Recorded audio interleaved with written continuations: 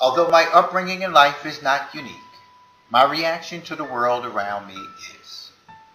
Each of you who read the book and or watch the film will come away from it with a developed perception of me and others, yet probably not once will look at yourselves.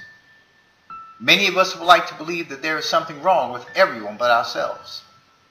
There are three extremely pertinent facets of the nature of the human being: the id, the ego, and the superego. Nothing is more important to the id than being satisfied. Man wants to feel good all the time.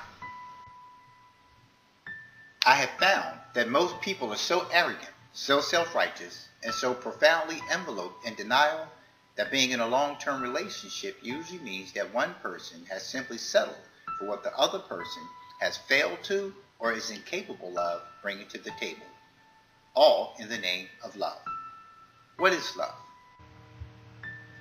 Is it merely an instantly gratifying term used to appease situations because if left unsaid they will be hell to pay? Yet waiting for it to be said seems to be worthy of a wasted away life. No matter how much is inscribed upon one's heart nor embedded within the mind, it is our daily learnings that should bring forth the betterment of self through our relationships with others. Would this not support the saying that man cannot live by bread and water alone? We are learning about ourselves with every breath we take, yet we do not see the victimization of self when we are preoccupied with reading others. If one looks at life from the perspective of their role in it instead of where they do not fit into it, then the victimization continues.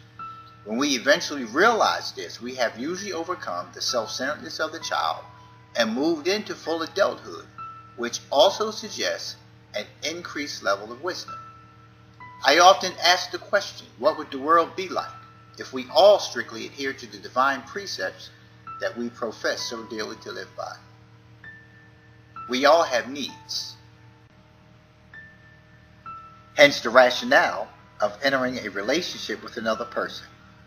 Relationships are tougher than most of us think, and continuing to blame others for our condition is not a very valid or evidence-based way of thinking.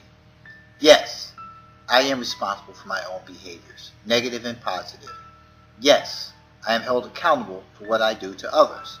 However, if we continue to go from one relationship to the next without healing from that which we have imposed upon ourselves, then we will never have that relationship with others that our hearts truly desire.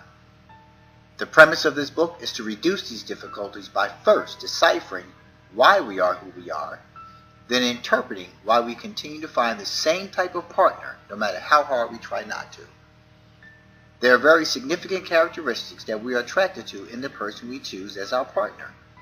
Oftentimes, we do not necessarily see it, sometimes innately attracted to it.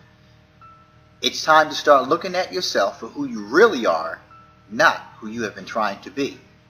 Enjoy the book, enjoy the film, and not necessarily in that order. Peace to you all. Thank you.